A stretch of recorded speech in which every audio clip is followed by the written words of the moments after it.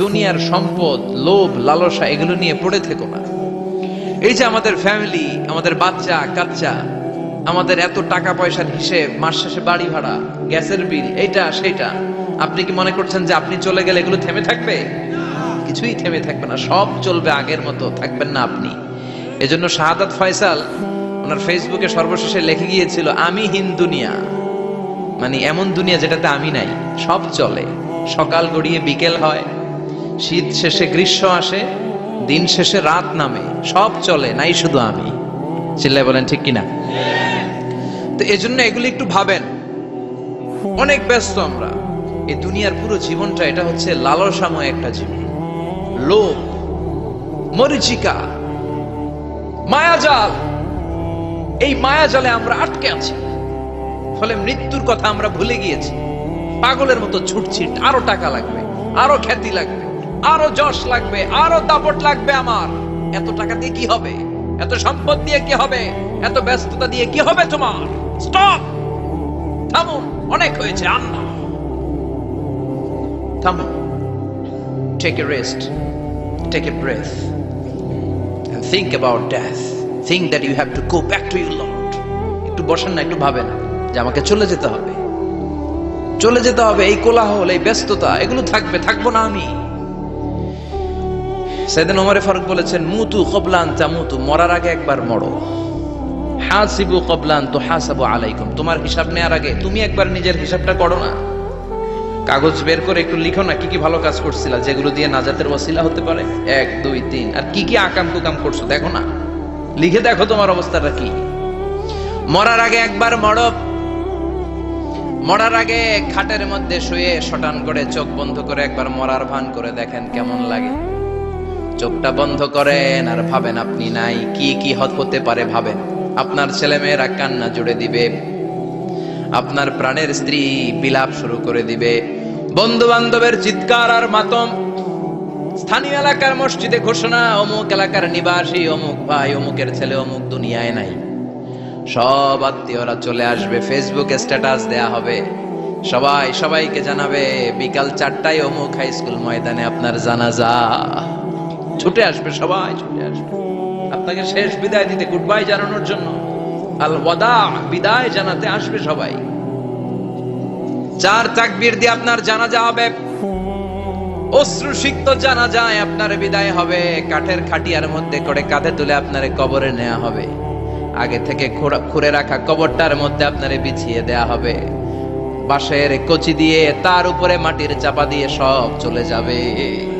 ভাবেন না একবার চোখ বন্ধ করে, this is the circle of life, this is the nature of life. এটা সবার হবে, আমার হবে, আপনার হবে। এত মায়া, এত ভালোবাসা কই যাবে? কেউ থাকবে না, সবাই আপনার অন্ধকার কবরে রেখে দিয়ে চলে আসবে। উপরে বাঁশের কঞ্চি, তার উপরে মাটির চাপা, অন্ধকার আর অন্ধকার। এই অন্ধকার যেন শেষ হতে চায় না, শুধুই অন্ধকার, ঠিক কিনা? এজন্য আমাদের চলে যেতে হবে। দাদা গেল, চাচা গেল, মামা গেল, আমাদেরকেও যেতে হবে, জোরে কোন ঠিক কিনা? একদিন মাটির ভেতরে হবে ঘর রে মন আমার, কেন বাঁধ দালান ঘর, প্রাণ পাখি উড়ে যাবে পিঞ্জর ছেড়ে,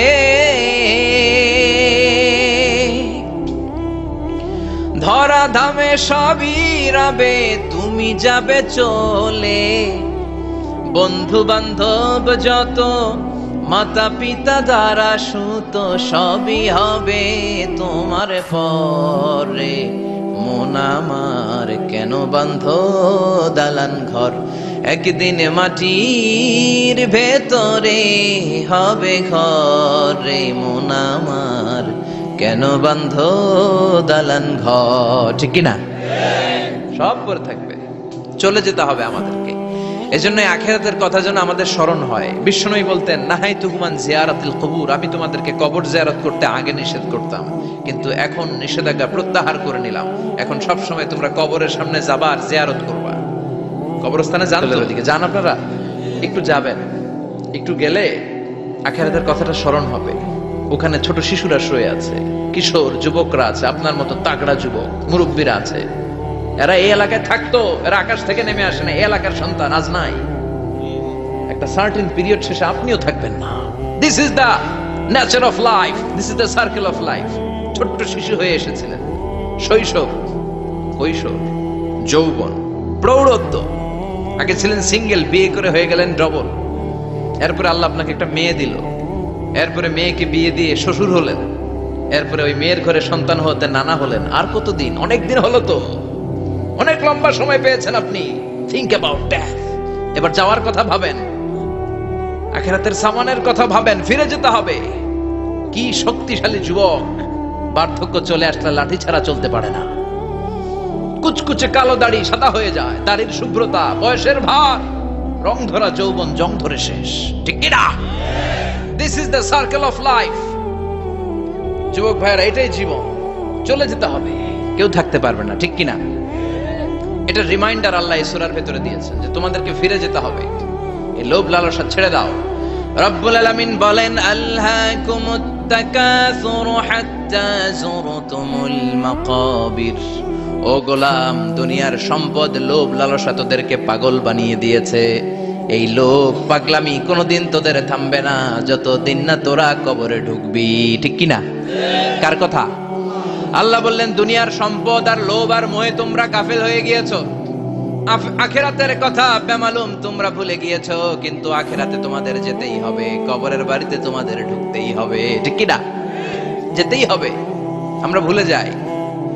আলহাকুমুত তাকাসুর, অতিরিক্ত পাওয়ার লোভ, বেশি বেশি খাওয়ার লোভ, বেশি বেশি জমানোর লোভ মানুষকে গাফেল বানিয়ে দিয়েছে। এটা মানুষের স্বভাব, আরো চাই, আরো চাই, এই স্বভাবটা আছে না নাই? এই আরো আরো আরো চাই, এই স্বভাবটাই মানুষকে কুড়ে কুড়ে শেষ করে দিয়েছে। এত লাগবে কেন তোমার? চাহিদার কোনো শেষ নাই, unlimited demand of human being. যার আছে বেশি তার চাই বেশি, যার সাইকেল আছে তার হুন্ডা চাই, হুন্ডা আছে তো প্রাইভেট কার চাই, প্রাইভেট কার আছে তো প্লেন চাই, প্লেন আছে তো হেলিকপ্টার চাই, হেলিকপ্টার আছে তো ওইটা চাই, ওইটা আছে তো সেটা চাই, ঠিক কিনা? এলাকার মেম্বার যে হয়েছে চেয়ারম্যান হতে চায়, আছে না নাই? চেয়ারম্যান সাহেব এমপি হতে চায়, আছে না নাই? এমপি সাহেব মন্ত্রী হতে চায়, আছে না নাই? মন্ত্রী সাহেব প্রধানমন্ত্রী হতে চায়, আছে না নাই? কিন্তু এই দেশে সুযোগ নাই।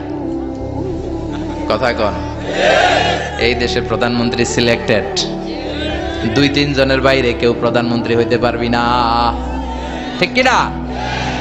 আমার এই জীবনে তো আমি 2-3 জনই দেখলাম। বেগম খালেদা জিয়া, মাননীয় প্রধানমন্ত্রী শেখ হাসিনার ছোট্টবেলা দেখেছি এরশাদকে, আমরা তখন ছোট। তো মানুষের চাহিদার কোনো শেষ নাই, যার আছে বেশি তার চাই বেশি। এজন্য বিষ্ণু বলেছেন, উনজুরু ইলা মান হুয়া আসফালা মিন, তোমার চেয়ে যে খারাপ আছে ওর দিকে তাকাও। ওয়ালা তানজুর মান হুয়া আ'লা মিন, তোমার চেয়ে যে ভালো আছে ওর দিকে তাকায়ও না, তোমার চেয়ে যে খারাপ অবস্থানে আছে ওর দিকে তাকাও।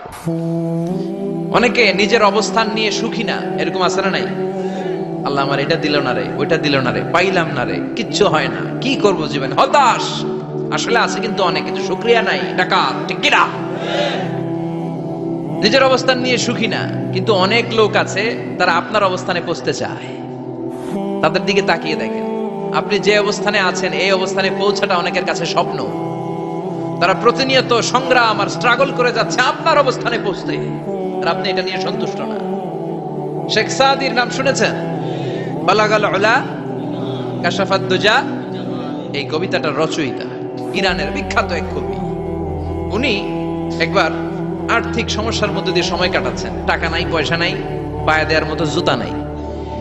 উনি খুব দুঃখ পেলেন, হায় রে, আমি ইরানের এত বড় কবি, আমার পায়ে দেওয়ার মতো জুতা নাই। দুঃখ ভরা মন নিয়ে রাস্তায় হাঁটতে বেরোলেন। হাঁটতে হাঁটতে হঠাৎ দেখলেন একটা লোক শুয়ে শুয়ে কাঁদছে, ওই লোকটার 2টা পাই নাই, পাই নাই। উনি সেজদায় পড়ে গেলেন, আল্লাহর কাছে ক্ষমা চাইলেন, আল্লাহ অনেক দিয়েছো, শুকর আলহামদুলিল্লাহ। এজন্য যেই পরিস্থিতিতেই থাকি না কেন আমরা কি পড়বো? জোরে বলেন, কি পড়বো? এজন্য আল কানাতু মিনাল ইসলাম, অল্পে তুষ্ট থাকার নাম হলো ইসলাম। সম্পদ লাগবে কিন্তু সম্পদের পাহাড় লাগবে না, ঠিক কি না? অল্প খান, অল্প পড়েন, অল্প জামান, অল্পের ভেতরে বরকত ঢুকায়া দিছে কে? দেখবেন যাদের সম্পদ অল্প তারা সুখী বেশি। জরিপে এটা দেখা গিয়েছে, অনেক সার্ভেতে এটা এসেছে, যারা সম্পদশালী এরা দুঃখী বেশি, এদের দুঃখ বেশি, টেনশন বেশি। খুব স্বাভাবিক, টাকা যার বেশি রোগ তার বেশি, টাকা যার বেশি টেনশন তার বেশি। টাকা যার বেশি ঘরে শান্তি তার কম, আছে না নাই? ঘরের ভেতরে অশান্তি, ছেলে কথা শোনে না, ছেলে টানে গাঞ্জা, মেয়ে করে পরকিয়া, আছে না নাই? স্ত্রী কথা শুনে না, ভালোবাসা নাই, ঘরটা জাহান্নামের টুকরা। রোগ বালাই, এক একটা হসপিটাল বিল পরিশোধ করতে মাসে 5 লাখ 10 লাখ, আছে না নাই? কিছু খেতে পারে না, ডাক্তার একেবারে ডায়েট মেনু বেঁধে দিয়েছে, ডায়েট, ভেরি ডায়েট মেনু, এটা এটা এটা এটা কিছুই খাবেন না, শুধু গরু খাবেন না, খাসি খাবেন না, চিংড়ি খাবেন না, খালি ঘাস খাবেন, ইচ্ছে মতো ঘাস খাবেন, মানে ঘাস জাতীয় যত আইটেম আছে সব খাবেন, শাক খাবেন, সবজি খাবেন, সালাদ খাবেন, গরু, চিংড়ি, মুরগি, গোশত, ইলিশ কিছু খেতে পারে না। তাহলে রোগ বেশি, খাওয়ার মজা নাই, ঘরে সাংসারিক শান্তি নাই, খালি ব্যারাম আর ব্যারাম, ঠিক কিনা? কিন্তু সম্পদের পাহাড় করেছে। আর অল্প যারা খায়, অল্প পড়ে, রিক্সাওয়ালা, কুলিওয়ালা, অল্প বেতনের চাকরি, কিন্তু হক হালালি মেনে চলে, দেখবেন শান্তি আছে অনেক। হ্যাঁ, বাসা ভাড়া দেয়, ফ্যামিলি চালায়, বাচ্চাদের স্কুল বিল, এরপরও মাস শেষে 1-2 হাজার টাকা হাতে থেকে যায়। আর ওর প্রতি মাসে 10 কোটি টাকা ইনকাম, তারপরও ব্যাংকের ঋণ আছে না নাই? সুখ কারে বলে? কিভাবে আপনি সুখকে ডিফাইন করবেন? সুখ তো টাকায় কিনা যায় না, শান্তি টাকা দিয়ে হয় না, শান্তি দেওয়ার মালিককে। শান্তি আছে অল্প খেয়ে শুকর করার মধ্যে, শান্তি আছে আলহামদুলিল্লাহর মধ্যে, চিল্লায় বলেন ঠিক কিনা? এজন্য অল্প খাবো, অল্প পড়বো, অল্প জামাবো, অল্পের ভেতরে বরকত দিয়েছে কে? দেখেন ধনী ভাইরা খেতে পারে না, কিন্তু রিকশালার কি সমস্যা হয়? রিকশালারা সব খেতে পারে, কুলিওয়ালা, দিনমজুর, এরা একেবারে স্লিম সুঠাম দেহি, মেদহীন পেট, পেটে কোনো মেদ নাই, ভুড়ি নাই। আর কুটিপতিদের মেদ আছে না নাই? এত বড় বড় পেট, ঠিক কিনা? আমাদেরও পেট আছে, তবে হালাল পেট, এটা হারাম টাকা দিয়ে এই ভুড়ি বানাই নাই আমরা, চিল্লায় বলেন ঠিক কিনা? রিকশাওয়ালা, কুলিওয়ালা নিজেও নামাজ পড়ে, বউও নামাজ পড়ে, বাচ্চাটাও নামাজ পড়ে, রিকশা চালায় আর জিকির করে লা ইলাহা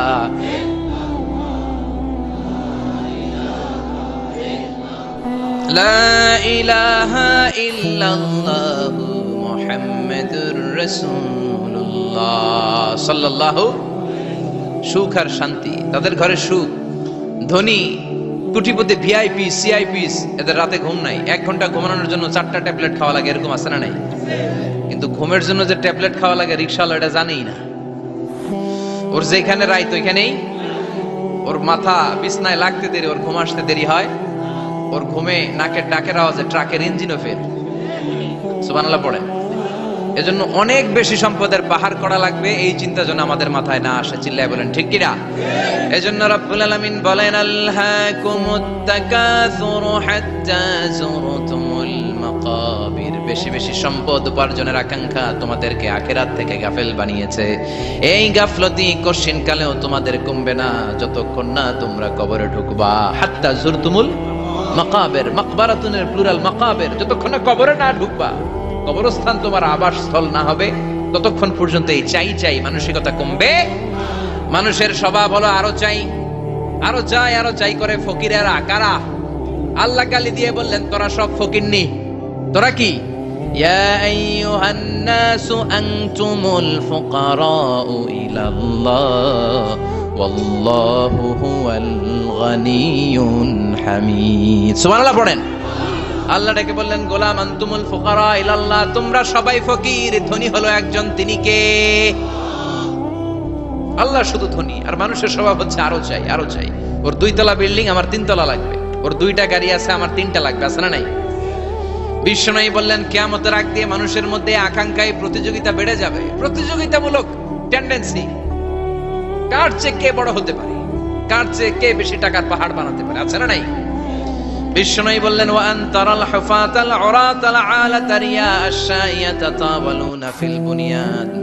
কিয়ামতের আগে এমন কিছু লোক যাদের গায়ে দেওয়ার মতো জামা ছিল না, পায়ে দেওয়ার মতো জুতা ছিল না, পেটে দেওয়ার মতো খাবার ছিল না, সমাজের কেউ তাদেরকে চিনতো না।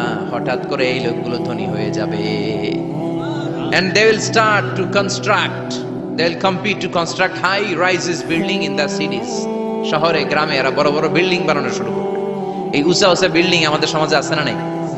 কৃষ্ণপুরে 2 তলা 3 তলা বিল্ডিং আছে নি? আছে। আজ থেকে 20 বছর আগে ছিল? আমি তো 20 বছর আগে যখন আসছি কিছুই ছিল না, খালি পানি আর পানি। আর এখন 2 তলা 3 তলার অভাব নেই। গরিপুর পাশে না আপনাদের? এদিকে গরিপুর। গরিপুরে যে বিল্ডিং আছে বাংলাদেশেও নাই, ঠিক কিনা? সারা বাংলাদেশের সবচেয়ে দামি জায়গা হচ্ছে গরিপুর বাজারের জায়গা, জানেন এটা? বসুন্ধরা, গুলশান, বনানী, বাড়িধারা, উত্তরার 3-4 ডবল দামে এই জায়গার, ঠিক কিনা? বিল্ডিং এর পর বিল্ডিং। আমি যখন ঢাকা যাই দেখি গরিপুর আসতেছে, মানে গরিপুরের বিল্ডিং আর শহরগুলো আস্তে আস্তে হাইওয়ের পাশাপাশি চলে আসতেছে। প্রতি বছর আইসা দেখি কিছু আগাইছে, 2-3 বছর পরে এইটা একেবারে হাইওয়ের সাথে চলে আসবে। খেয়াল করছেন? ঢাকা যাওয়ার সময় গরিপুর আগাইতেছে, খালি গরিপুরের বিল্ডিং, গরিপুরের শহর আগাতে আগাতে আগাতে ঢাকা চট্টগ্রাম মহাসড়কের কাছাকাছি চলে আসছে। এই যে বিল্ডিং বানানোর প্রতিযোগিতা, কুমিল্লা শহরে আজ থেকে 20-25 বছর আগে 5তলা 6তলা একটা বিল্ডিং ছিল না, এখন 10তলা 20তলা আছে না নাই? ঢাকায় আজ থেকে 20 বছর আগে 10তলা বিল্ডিং খুঁজে পাইতেন আপনি? নাই। গোটা বিশ্বব্যাপী এখন টাওয়ার বানানোর প্রতিযোগিতা। বিশ্বনবী বললেন এদের কোনো টাকা ছিল না। পৃথিবীর সবচেয়ে বড় টাওয়ার এখন আরব দেশে, এদের কোনো টাকা ছিল না। আরব দেশের সৌদি আরব, কাতার, কুয়েত, বাহরাইন এখন স্বর্ণ আর তেলের খনি পেয়ে আল্লাহরে ভুলে যায়। এদের খাওয়ার মতো কিছু ছিল না। এদেরকে আমার দাদারে শুনতাম বলতো কাবলিওয়ালা বলতো। কি বলতো? এদেশে আসতো জায়নামাজ, তসবিহ ছড়া, খেজুর টেজুর বিক্রি করার জন্য। এরা জেলে পাড়ার লোক ছিল। আরব সাগরের তীরবর্তী এলাকার মানুষ, সাগরের মাছ মেরে এরা জীবন ধারণ করতো। আল্লাহ এদেরকে তেলের খনি দিলেন, গ্যাসের খনি দিলেন। এখন তারা বড় বড় টাওয়ার বানায়, আছে না নাই? বুর্জ আল খলিফা, কি উঁচা বিল্ডিং, 828 মিটার উঁচু। জেদ্দা আছে 1000 মিটার উঁচু কিংডম টাওয়ার। তাইওয়ানে আছে তাইপেডাং টাওয়ার 101 তলা। মালয়েশিয়া আছে পেট্রোনাস টুইন টাওয়ার 88 তলা। চায়নাতে আছে সাংহাই টাওয়ার, একটার পর একটা টাওয়ার। প্রতি বছর অ্যানাউন্স করতেছে যে ওদেরটা আছে আমাদেরটা বড় বানাও। কাতার কয় ওরা বানাইলে আমরা পারবো না কেন, আমরা বানাবো আরো বড়, আছে না নাই? শাগালাত কুমুত তাকাসুর, যে আরো লাগবে, আরো বড় হতে হবে, এই টেন্ডেন্সি মানুষকে আখিরাত থেকে একেবারে গাফেল বানিয়ে দিয়েছে। চিল্লায় বলেন ঠিক কিনা? টাকার পাহাড় বানাতে চায়, দরকার থাকলেও চায়, না দরকার থাকলেও চায়। বর্তমান পৃথিবীর সবচেয়ে ধনী লোকটার নাম জানেন কি নাম? হ্যাঁ, বিল গেটস। ওর যে কত টাকা ও নিজেও জানে না। ওর পকেট থেকে যদি $100 একটা বান্ডিল পড়ে যায়, এটা তুলতে ওর যত সময় লাগবে, ও না তুলে যদি হেঁটে যে আইডিয়া নিয়ে হাঁটতেছিল ওইটা নিয়ে হাঁটে, ওদিকে আরো বেশি ইনকাম হয়ে যাবে। এত টাকা তার, এটা তোলার সময় তো তার নাই। ওয়ারেন বাফেট নাম শুনছেন? হাজার হাজার কোটি ডলারের মালিক। প্রিন্স ওয়ালিদ বিন তালা, সৌদি ধনকুবের নাম শুনেছেন? ওর একটা বিমান আছে, প্রাইভেট জেট প্লেন। এই বিমানটার 70% মেড অফ গোল্ড। বিমানের 70% স্বর্ণ দিয়ে বানানো। গত কয়েক বছর আগে আমি ব্রুনাই গিয়েছিলাম। ব্রুনাইয়ের সুলতানের নাম হাসান আল বালখিয়া। উনি একটা প্যালেস আরবিতে বলে কাসার, মানে হচ্ছে রাজপ্রাসাদ। পৃথিবীর সবচাইতে বড় রাজপ্রাসাদ ব্রুনাইতে বান্দার সিরি পেগাওনে অবস্থিত। আমি গিয়েছি ওখানে। প্রায় 1800 থেকে 2000 কক্ষ আছে ওই প্যালেসে, রাজপ্রাসাদে। ওই রাজপ্রাসাদের টয়লেটের কমোড গুলো মেড অফ গোল্ড, স্বর্ণ দিয়ে বানানো। নাউজুবিল্লাহ পড়বেন না? এই হাসান আল বালখিয়া নিজে বিমান চালায়। ওর সংগ্রহে 500টা রোলস রয়েস লাক্সারিয়াস কার আছে। 500 রোলস রয়েস। গুগল, ইউটিউব যারা করেন সার্চ দিলে দেখবেন ওর কি পরিমাণে গাড়ি। রোলস রয়েস গাড়ি হচ্ছে one of the luxurious car in the world. Car ব্র্যান্ডের মধ্যে যত দামি কার ব্র্যান্ড আছে এর মধ্যে রোলস রয়েস একটা, যেগুলোর দাম কমসে কম এদেশের টাকায় 8 কোটি থেকে 10 কোটি টাকা। আচ্ছা বলেন, এই গাড়িগুলো যারা হাই প্রোফাইলের ভিআইপিস, তারা ফ্যামিলির সবাইকে যদি একটা করে গাড়ি দেয়, একজনের কয়টা গাড়ি দরকার? 5টা, 10টা, 20টা। বললাম যে 20টা গাড়ি লাগবে ওনার। 500 গাড়ি দিয়ে উনি কি করবে? তার সংগ্রহে 500টা রোলস রয়েস। স্বর্ণেরও গাড়ি আছে, তার স্বর্ণের পালঙ্ক আছে, আমি দেখে এসেছি। পোরশে, ফারারে, লাম্বরগিনি, এই টাইপের যে ব্র্যান্ড গুলো আছে, অভাব নাই। তার মানে আছে, যার বেশি চায় তত বেশি। চিৎকার করে বলেন ঠিক কিনা? এজন্য আল্লাহ বললেন আলহাকুমুত তাকাসুরু হাত্তা যুরতুমুল মাকাবির। দুনিয়ার লোভ তোমাদেরকে আখিরাত থেকে গাফেল বানিয়ে দিয়েছে। দুনিয়ার লোভ লালসার মধ্যে পড়ে আখিরাতকে বেমালুম তোমরা ভুলে গিয়েছো। এই গাফলতি কোনোদিন কমবে না যতদিন না তোমরা কবরে ঢুকো। ঠিক কিনা? সম্পদ উপার্জনে ইসলাম বাধা দেয় না, কিন্তু সম্পদ হৃদয়ে স্থান দেয়া যাবে না। সম্পদ উপার্জন করতে হবে, খরচ করে ফেলতে হবে। বেশি সম্পদশালী হতে হলে আল্লাহর সন্তুষ্টির জন্য যাকাত দিতে হবে। কে দিতে হবে? দে জাকাত তোরা দে রে জাকাত, তোর দিল খুলবে পরে আগে খোলো খাত। দে জাকাত তোরা দে রে জাকাত। ঠিক কিনা? দিল পরে খুলবে, আগে হাত খোলেন। হাত খুললে দেখবেন দিলটারে খুলে দিয়েছে কে? সাইয়েদনা মুসা আলাইহিস সালামের জামানায় ওনার চাচাতো ভাই ছিল মিশরের সবচাইতে বড় ধনী, যাকাত দেয় নাই। তার কি করুণ পরিণতি হয়েছে কোরআনে আছে না নাই? এত সম্পদ ছিল, তার সম্পদগুলো সে সিন্ধুকে আটকে রাখতো। আর এই সিন্ধুকের চাবিগুলো আলগানোর জন্য, কাঁধে নেওয়ার জন্য 10 জন লোক লাগতো। সিন্ধুক কাঁধে নেওয়ার জন্য, সিন্ধুকের চাবির গোছা কাঁধে নেওয়ার জন্য কয়জন? তাহলে কি পরিমাণ সম্পদ ছিল? সাইয়েদনা মুসা বললেন, সম্পদের মালিক তুই হস নাই, আল্লাহ বানাইছে। কারণ বলে, ইন্নামা উতিতুহু আলা ইলমিন ইনদি, আল্লাহ আমারে সম্পদ দেয় নাই, আমি আমার মেধা খাটিয়ে সম্পদ বানিয়েছি। যাকাত আমি দিব না। মুসা বললেন, তাহলে আযাবে পড়বি। কারণ কয় পারলে আযাবান।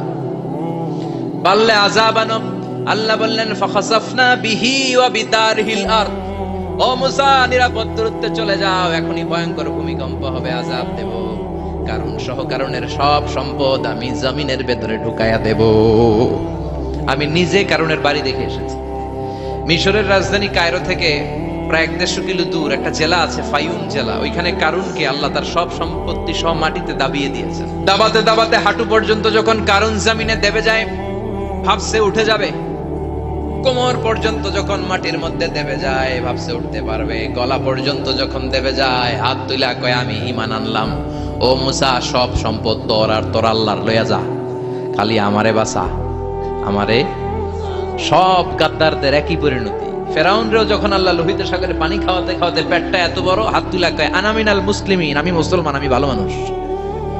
আল্লাহর কোরআন সাক্ষী, সে বলেছে আনা মিনাল বনি ইসরাইলরা যে আল্লাহরে মানে, আমিও তারে মানি, আমিও আল্লাহর দলের একনিষ্ঠ কর্মী। আর পানি খাইতে পারি না, আল্লাহ বাঁচাও। আল্লাহ কয় আরো খা। শেষ, ফেরাউন শেষ, নমরুদ শেষ, কারুন শেষ। পুরো সম্পদ সহ আল্লাহ কারুনকে জামিনের ভেতরে দাবিয়ে দিলেন। এজন্য সম্পদ যাদের বেশি, যাকাত দেওয়ার দরকার আছে না নাই? দারিদ্রতা বিমোচনের জন্য যাকাত দিবেন। যাকাতের শাড়ি লুঙ্গি এইভাবে না। অনেকে কিন্তু দেয় যাকাতের শাড়ি, যাকাতের লুঙ্গি, যাকাতের গামছা, এরকম ডাকাইত আছে না নাই? বাংলাদেশে এমনও হয়েছে, যাকাতের শাড়ি দিবে বলে সে পত্রিকায় নিউজ করেছে, আর ওই শাড়ি আনার জন্য শাড়ি দিবে 5,000 মানুষ, এসেছে 5 লক্ষ। পদপৃষ্ঠ হয়ে 11 জন নারী এক জায়গায় মারা গিয়েছে। কিয়ামতের দিন আল্লাহ বিচারের কাঠগড়ায় এই বিজনেস ম্যাগনেটকে দাঁড়িয়ে সেদিন জিজ্ঞাসা করবে যে, কেন তুই এদেরকে কষ্ট দিয়েছিলি? চিল্লা এখন ঠিক কিনা? এদের মৃত্যুর দায়ভার এই শিল্পপতি এড়াতে পারবে না। যাকাতের শাড়ি, যাকাতের লুঙ্গি বিতরণের জন্য আল্লাহ তোমারে ধনী বানায় নাই। ধনীদের দায়িত্ব হলো গরিবের হাতে সম্পদ পৌঁছে দেয়া। ও ফি আমওয়ালিহিম হাক্কুন লিসাইলি ওয়াল মাহরুম। গরিব আমার কাছ থেকে সম্পদ আর যাকাত নিয়ে সে আমার প্রতি করুণা করেছে। আমি যাকাত দেই বলে আমি কোনো দয়া দেখাই নাই। কথা বুঝতে পেরেছেন? আইডিয়াটা ক্লিয়ার করে নেন। যাকাত দেয়া আমার জন্য কি? কথা বলেন, ফরজ। আর যে যাকাত নেয় তার জন্য যাকাত খাওয়া কি ফরজ? আমি গরিব মানুষ, আমি যাকাত খাবো না, না খাইয়া থাকুম, রোজা রাখুন। কথা কন। আমার যে যাকাত নেওয়া লাগবে এমন কোনো কথা নেই, কিন্তু আমি যে ধনী, আমার দিতেই হবে, এটা ফরজ। তার মানে আমি দিয়ে আমি দয়া করি নাই, ও নিয়ে আমারে বাঁচাইয়া দয়া করে গেছে। চিৎকার করে বলো ঠিক কিনা? ইসলাম বলে রাস্তার এক পাশে 5 তলা আর এক পাশে গাছতলা, এটার নাম ইসলাম না। খেটে খাওয়া মানুষ, সুবিধা বঞ্চিত মানুষদের দ্বারে যে তুমি যাকাতের টাকা পৌঁছে দাও। যাকাতকে ফরজ করা হয়েছে দারিদ্রতা বিমোচনের জন্য। আপনি শাড়ি লুঙ্গি দিলে কি হবে? ওরে শাড়ি দিচ্ছেন দুপুরে, রাত্রে বেলা ও আরেক জায়গায় লাইন ধরে আছে, বিরিয়ানির প্যাকেট দিতেছে ওইখানে। কথা কোন? সারাটা বছর ও যাকাতের টাকা নেবে, ওর কিচ্ছু হবে না। বরং এমন কিছু তাকে করে দিতে হবে যেটা দিয়ে সে ফ্যামিলি লিড করতে পারে। একটা সিএনজি কিনে দেন, ওই ফ্যামিলিতে কোনো যুবক থাকলে সিএনজি চালায়া, অটো চালায়া ফ্যামিলিটারে চালাবে। একটা টঙের দোকান করে দেন, চায়ের দোকান, চা বিক্রি করে ফ্যামিলিটারে চালাবে। অস্ট্রেলিয়ান একটা গাই কিনে দেন, গরুর দুধ বিক্রি করে তার ফ্যামিলি চলবে। কিংবা মাছের একটা খামার করে দেন, মুরগির খামার করে দেন, ঠিক কিনা? ওমরে ফারুক বলতেন, এমন ভাবে যাকাত দাও যাতে করে যাকে যাকাত দিয়েছে জীবনে কোনোদিন সেজন্য আর কারো কাছে যে হাত পেতে যাকাতের জন্য দাঁড়িয়ে না থাকে। এই বিধানটা কার? এজন্য আল্লাহ বললেন, আলহাকুমুত তাকাসুরু হাত্তা যুরতুমুল মাকাবির। দুনিয়ার লোভ লালসা তোমাদের কমবে না যতদিন না তোমরা কবরে ঢুকো। কার কথা? চিল্লায় বলেন কার? এজন্য দুনিয়ার প্রতি যে আমাদের লোভ, এটা কি বাড়াইতে হবে না কমাইতে হবে? এই দুনিয়ার জীবন এটা ক্ষণিকের। আমাল হায়াতুদ দুনিয়া ইল্লা মাতাউল গুরুর, এটা ভোগের সামগ্রী, আজ আছে কাল না, এটা হাতের ময়লা। দুনিয়ার এই জীবনের দৃষ্টান্ত হচ্ছে 4টা স্বর্ণের টুকরা আর 3টা লাশের মতো। স্বর্ণের টুকরা 4টা, চিৎকার করে বলেন তো কয়টা? লাশ 3টা, জোরে বলেন কয়টা? অনেক অনেক আগের যুগের 3জন যুবক জীবিকার তাগিদে তারা বের হয়েছে কর্মসংস্থান করে খাবে। পথিমধ্যে তারা গুপ্তধন পেয়েছে, স্বর্ণের বার পেয়েছে, তো বড় বড় 4টা পেয়ে তারা মহা খুশি। আমাদের আর কাজ করা লাগবে না, এগুলো বেচে আজীবন খাবো, সুখে থাকবো। তো 3জন মিলে বললো 4টা স্বর্ণের টুকরা 3জনের মধ্যে ভাগ করে দেওয়ার আগে একজন এক কাজ কর, বাজার থেকে কিছু রুটি নিয়ে আয়, খুব ক্ষুধা লেগেছে, খেয়ে নেই। একজনের রুটি আনতে পাঠিয়ে 2জন মিলে ভাবে ওইটারে যদি মেরে ফেলতে পারি তাহলে তো তোর আর আমার মধ্যে কোনো ঝামেলা নাই। স্বর্ণের টুকরা কয়টা? তুই নিবি 2টা, আমি নেব 2টা। আর যেটারে রুটি আনতে পাঠাইছে ওইটা মনে মনে ভাবতেছে রুটির মধ্যে বিষ মিশাই নিয়ে যাব। কি মিশাবো? বিষ খাইয়া ওইটা শেষ, সবগুলো আমার। তো বিষ মিশাই নিয়ে আসছে, আর আগের পরিকল্পনা অনুযায়ী এই 2জন মিলে তাকে নৃশংসভাবে হত্যা করেছে। হত্যার পরে কয় প্রচন্ড ক্ষুধা লাগছিল, আগে খাইয়া লই। 2জন মিলে বাজার থেকে আনা বিষ মাখানো রুটি খেয়ে ওই 2টাও শেষ। স্বর্ণের জায়গায় স্বর্ণ পড়ে আছে, স্বর্ণগুলো নেয়ার মতো মানুষ আর নাই, ঠিক কিনা? এজন্য মানুষের এই চাহিদা কমবে না। বিশ্বনবী বলেন, লাউ আন্না লিকুল্লি ইবনে আদম ওয়াদিয়ান মিন যাহাব আহাব্বা আই ইয়াকুনা ইলাইহি ওয়াদিয়ান। আল্লাহ প্রত্যেককে, আমাদের প্রত্যেককে যদি একটা করে স্বর্ণের পাহাড়ের মালিক বানিয়ে দেয়, কয়টা করে? এই একটা পাহাড় স্বর্ণের, একটা স্বর্ণের পাহাড়ের মালিক যদি আমাদের এক একজনকে বানায় দেওয়া হয়, এরপর আমরা চাবো আরেকটা স্বর্ণের পাহাড়ের মালিক কেমন করে হওয়া যায়। আচ্ছা বলেন তো, একটা স্বর্ণের পাহাড় আমার 14 পুরুষ বিক্রি করে খাইলেও শেষ করতে পারবো এটা? তো আরেকটা কেন লাগবে আমার? ওয়ালাই আমলা আফাহু ইল্লা তুরাব। বিশ্বনবী বলেন, কবরের মাটি যতক্ষণ না তোর মুখে না ঢুকবে, তোর এই চাওয়া চাওয়া খাই খাই সব বন্ধ হবে না। এজন্য আল্লাহ বললেন, আলহাকুমুত তাকাসুরু হাত্তা যুরতুমুল মাকাবির। দুনিয়া তোমাদেরকে গাফেল বানিয়ে দিয়েছে, গাফলতি কমবে না যতদিন না কবরে ঢুকো। কবরে ঢুকা লাগবে, কবরে ঢুকা লাগবে না? কবরে আমাদেরকে যেতেই হবে, যেখানেই থাকেন। কবরের প্রশ্ন আছে না নাই? অনেকে বলে, হুজুর বিমান হামলায় মারা গিয়েছে, বিমান জ্বলে পুড়ে ছাই হয়ে গিয়েছে, তার কবর কোথায়? তার আত্মাটা যেখানে আছে ওই জায়গায় প্রশ্ন আছে না নাই? অনেকে বলে, হুজুর সাগরের মধ্যে পড়ে মারা গিয়েছে, তিমি মাছ খেয়ে ফেলেছে, তার কোনো অস্তিত্ব নাই, কিন্তু তার রুহুটা আছে না নাই? প্রতিটা রুহু সংরক্ষণ করে কে? প্রত্যেকটা আত্মা আল্লাহর কাছে সংরক্ষিত থাকে। প্রতিটা রুহু, প্রতিটা মানুষ মালাকুল মাউতকে দেখতে পায়। আপনিও দেখবেন, আমিও দেখব। মুমিনদের কাছে এসে মালাকুল মাউত একজন যুবকের বেশে সাদা ধবধবে জুব্বা পরে সুগন্ধি মেখে মুমূর্ষু ব্যক্তির শিয়রে বসে বসে বলে, ইয়া আইয়াতুহান নাফসুল মুতমাইন্না, হে প্রশান্ত আত্মা, উখরুজি ইলা মাগফিরাতুল্লাহি ওয়া রিদওয়ানি, আল্লাহর ক্ষমা আর দয়ার দিকে বের হয়ে আসো। বলা মাত্রই মুমিনের আত্মাটা স্মুথলি বের হয়ে আসে।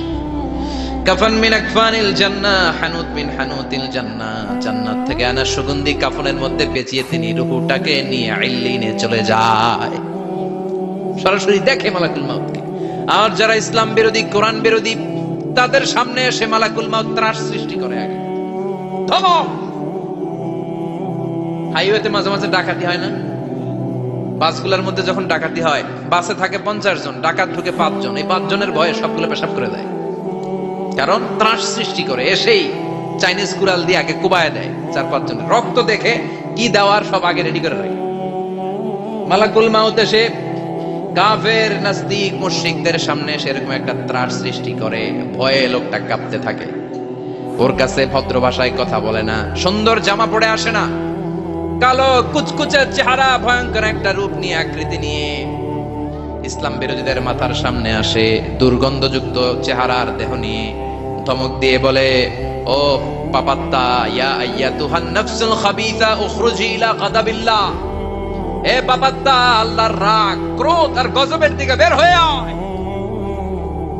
মুমিনের আত্মা বলার সাথে সাথে যেমনি মুমিনের দেহ থেকে বের হয়ে জান্নাতি কাফনের ভেতরে ঢুকে, কাফেরদের আত্মাও কি এরকম তাড়াতাড়ি বের হতে চায় নাকি? কাফেরদের আত্মা বের হতে চায় না, ডানে দৌড় বায়ে দৌড়, সামনে দৌড়, পেছনে দৌড়, আহা দৌড়াদৌড়ি করে। মালাকুল মাউত এটাকে টেনে হিচড়ে, একটা জীবিত ছাগলকে জবেহ না করে, জবাই না করে, তার চামড়া উল্টা দিকে টেনে হিচড়ে বের করলে ছাগলটা যত কষ্ট পায়, এর চেয়ে কমসে কম 70 গুণ বেশি কষ্ট দিয়ে কাফের, মুশরিক আর গাদ্দারদের রূহ কবজ করা হয়। আল্লাহ এই পরিস্থিতি থেকে তুমি আমাদের বাঁচাও। মুমিনদের রূহ যেমনি কবজ হয়, ওইভাবে রূহ কবজের ব্যবস্থা করে দিও। ইমানের মৃত্যু নসিব করে দিও, শাহিদি মৃত্যু নসিব করে দিও। আমাকে শহীদ করে সেই মিছিলে শামিল করে নিও, যে মিছিলের নেতা মীর হামজা খোবায়েবে খাব্বাব, আল্লাহর কাছে ছিল অতি প্রিয়, শামিল করে নিও। আমাকে শহীদ করে সেই মিছিলে শামিল করে নিও। পড়েন আমিন। আরো জোরে পড়েন আমিন। তার মানে বিমান দুর্ঘটনায় হোক, কিংবা লঞ্চ ডুবিতে হোক, কিংবা আগুনে পড়ে হোক, কিংবা আত্মঘাতী হামলায় হোক, যে যেখানেই মারা যায়, কবরের 3টা প্রশ্ন তার জন্য আছে না নাই? ইসলাম বিরোধীদের জন্য প্রশ্ন 3টা, আপনারা যারা মুমিন তাদের জন্য 4টা, আপনাদের জন্য একটা বেশি। আলহামদুলিল্লাহ কোন? কবরে এসে প্রথম প্রশ্ন করবে মুনকার নাকির, যখন চলে আসবে 40 কদম, যখন আত্মীয় স্বজনরা লাশটাকে কবরের মধ্যে দিয়ে 40 কদম চলে যায়, তখনই ফেরেশতা চলে আসে। আহা, শেষ, সব শেষ। এসেই পরীক্ষা শুরু। মার রব্বুক, তোর রবের নাম কি? চিল্লায় বলেন আমাদের রবের নাম কি? আমরা বলবো রব্বি আল্লাহ, আল্লাহ আমারে রব। দমে দমে তনু মনে তারি অনুভব। পড়েন আল্লাহ আমারে রব। তোমার দুনিয়াতে আমি যেদিকে তাকাই, অথই নিয়ামতে ডুবে আছি সবাই। পাখপাখালির গানে শুনি তসবিহ কল রব, তসবিহ কল রব, আল্লাহ আমারে রব। প্রথম প্রশ্ন, তোমার রব কে? আমরা বলবো আমাদের রব আল্লাহ। দ্বিতীয় প্রশ্ন, ওমা দীনু, তোমার ধর্মের নাম কি? আমরা কি বলবো? তৃতীয় প্রশ্ন, বিশ্বনবীর চেহারা দেখিয়ে বলা হবে আতারিফু হাদার রাজুল, এই লোকটারে চিনো নাকি? আমরা বলবো চিনি, আমাদের প্রাণের নবী, ঠিক কি না? চাঁদের চেয়ে সুন্দর তুমি নবী আমার কমলিওয়ালা, দু জাহানের বাদশাহ তুমি প্যারা নবী সাল্লে আলা, চাঁদের চেয়ে সুন্দর তুমি নবী আমার কমলিওয়ালা, ঠিক কি না? 3টা প্রশ্নের যথাযথ উত্তর যখন দিয়ে দিলেন, আপনার জন্য অতিরিক্ত আরেকটা প্রশ্ন করা হবে, ওয়ামা ইলমুক, তোমার নলেজ কি? 3টা প্রশ্নের উত্তর যে তুমি করতে পারলা, কিভাবে পারলা, কেমনে জানলা? নকল করে বলছো নাকি জেনে বুঝে আসছো? নকল হয় না? নকল হয়? কৃষ্ণপুরে নকল নাই না? এখন মনে হয় এগুলো একটু কমছে। একটা সময় ছিল অনেক নকল হইতো। পাঞ্জাবের ভিতরে নকল, পকেটে নকল, টুপির ভিতরে নকল, মৌজার ভিতরেও নকল। এমনকি মেয়েরাও নকল করে পরীক্ষার হলে আসে না নাই? স্কেলের মধ্যে লিখে নিয়ে যায়, হাতের মধ্যে লিখে নিয়ে যায়, ওড়নায় লিখে নিয়ে যায়, কাপড়ে লিখে নিয়ে যায়, আসে না নাই? ফেরেশতারা বলবে নকল করছো নাকি? কেমনে জানলা? 3টা প্রশ্নের উত্তর তুমি কেমনে বললা? আল্লাহ তোমার রব, ইসলাম তোমার ধর্ম, এই লোকটা বিশ্বনবী, কেমনে চিনলা? আপনাকে তখন বলতে হবে আমি কোরআন থেকে শিখেছি, আমি হাদিস থেকে শিখেছি, আমি ইসলাম জেনে বুঝে মেনেছি, আমি আন্দাজে কোথাও ঘুরি নাই। চিল্লা এখন ঠিক কিনা? আপনাকে বলতে হবে, এজন্য শিখতে হবে, প্রতিনিয়ত ইসলাম সম্পর্কে জানতে হবে, আখের গোছাতে হবে, জীবনটাকে আলোকিত করতে হবে। চিল্লায় বলেন ঠিক কিনা? 4টা প্রশ্নই যখন হয়ে গেল, ফেরেশতারা বলবে আহলান ওয়া সাহলান ওয়া মারহাবান বিক, খোশামদেদ, কংগ্রাচুলেশন, খোশামদেদ, কংগ্রাচুলেশন, সব প্রশ্নের উত্তর তুমি পেরেছো। ফায়ুফসাহু লাহু কবরুহু 70 যিরান, আপনার কবরটারে 70 হাত লম্বা করে দেয়া হবে। ওয়ায়ুফতাহু লাহু বাবুন ইলাল জান্নাহ, আপনার কবর থেকে জান্নাতের দিকে দরজা খুলে দেয়া হবে। ওয়ায়ুলবাসু মিন লিবাসি আহলিল জান্নাহ, জান্নাতের 2টা রেশমি কাপড়ের পোশাক এনে আপনারে পরিয়ে দেয়া হবে। আর বলা হবে নাম কানাউমিল আরুস, ঘুমাও, sleep, you should get some sleep now, তোমাকে লম্বা সময় পাড়ে দিতে হবে, ঘুমাও। কানাউমিল আরুস, যেমনি বর বাসর রাতে আরামসে ঘুম দেয়, বাসর রাতে যেমনি বর কনেকে নিয়ে মধুর ঘুম দেয়, তুমিও ঘুমাও, কেউ তোমার ঘুম ভাঙবে না। মালাক ইসরাফিলের কিয়ামতের জন্য ইসরাফিলের সিংহায় যে ফুৎকার আছে, ওই ফুৎকার ছাড়া কোনো কিছুই তোমার ঘুম ভাঙাতে পারবে না। আলহামদুলিল্লাহ পড়েন। আল্লাহ আমরাও যেন 4টা প্রশ্নের উত্তর দিয়ে লম্বা একটা ঘুম দিতে পারি, পড়ে না আমিন। ওয়া আম্মাল কাফির ওয়া আহলুশ শিমাল, আর ইসলাম বিরোধী যারা, তাদের সামনে আসবে মালাকান আসওয়াদান আজরাকান, কৃষ্ণ বর্ণের দেহ, নীলাভ বর্ণের দুটো চোখ, গায়ের রং কালো, চোখের রং নীল। দেখতে কেমন লাগে? আলিফ লাইলার ভূতের মতো। কথা কন। গায়ের রং কালো, চোখের রং নীল। ফেরেশতা দুইটা আসবে, এসে ত্রাস সৃষ্টি করবে, এসে বলবে, বল তোর রবের নাম কি?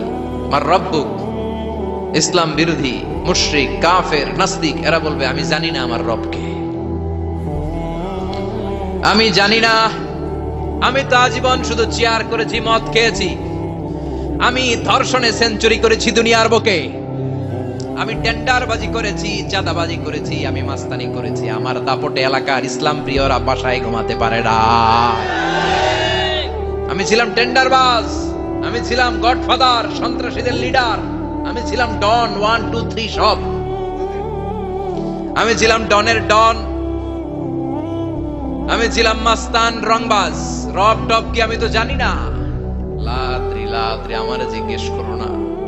আবার প্রশ্ন করা হবে, ওয়ামা দীনুক, তোর ধর্মের নাম কি? বলবে লা আদরি, আমার কোনো ধর্ম নাই, আমার কোনো ধর্ম নাই, আমি শুধু মৌজ মাস্তিতে ছিলাম, আমি আনন্দ ফুর্তি করেছি, ইসলাম নিয়ে আমার মাথা ব্যথা ছিল না। আজীবন ইসলামরে আমি বাস দিয়েছি, চিল্লায় বলেন ঠিক কিনা? ইসলাম বিরোধীদের সাথে ছিল আমার চলাফেরা, আমার সব সাঙ্গ পাঙ্গ ছিল গুন্ডা বদমাশ ইসলাম বিরোধী। রব কি, ইসলাম কি, এগুলো আমি জানি না। আমার এগুলো জিজ্ঞেস করো, ধর্ম কি আমি জানি না, আমি কিচ্ছু মনে করতে পারছি না। 3 নাম্বার প্রশ্ন করা হবে, আচ্ছা আরিফু হাদার রাজুল, দেখো তো এই লোকটারে চিনো কিনা? কয় না, চিনি না, তবে মনে হয় এই লোকটারে দুনিয়ার বুকে আমি গালি দিতাম, এই লোকটার বিরোধিতা করতাম, ব্লগের মধ্যে এই লোকটার ব্যাপারে কুৎসা রটনা করতাম, এই লোকটার কার্টুন বানিয়ে আমি হিংসা ছড়িয়ে দিতাম, এই লোকটার ব্যাপারে আমি এলাকার মধ্যে অপপ্রচার চালাতাম। ফেরেশতারা বলবে, তাই? এই ছিল তো ডিউটি। তারা এখনই আমাদের খেলা শুরু, এখনই শুরু। ফায়ুতরাকু বিমাতারিকা মিন হাদিদ, লোহার একটা হাতুড়ি দিয়ে মাথা থেকে পা পর্যন্ত পিটানো হবে, পিটিয়ে ওর গোশতের হাড্ডিগুলোকে থেতলে ফেলা হবে। ওয়ায়ুকালু লিল আরদি ইলতাইমি, কবরের দুই পাশের মাটিরে বলা হবে, এবারে দুই দিক থেকে তোরা চাপ দে। চাপ দেয়া হবে, ধাক্কা ধাক্কি করেও সে সুবিধা করতে পারবে না। মাটি আস্তে আস্তে আস্তে আস্তে দেহের দুই দিকে লেগে এমন জোরে দুইটা চাপ দিবে, ফাতাখতালিফা আতলাউহু, তার ডান পাশের পাজরের হাড্ডি বাম দিকে ঢুকে যাবে, বাম দিকের হাড্ডি ডানে চলে যাবে। বিশ্বনবী বললেন, এই হাতুড়ি দিয়ে পিটানোর শাস্তি, কবরের চাপ দেওয়ার শাস্তি চলতেই থাকবে হাত্তাল কিয়ামা, কিয়ামত পর্যন্ত। আল্লাহ এই কবরের শাস্তি থেকে আমাদের বাঁচাও। আমরা এই আযাব পেতে চাই না, আমরা যেন ঠিকভাবে কবরের 4টা প্রশ্নের উত্তর করে দিয়ে লম্বা ঘুম দিতে পারি। আল্লাহ তুমি তৌফিক দাও।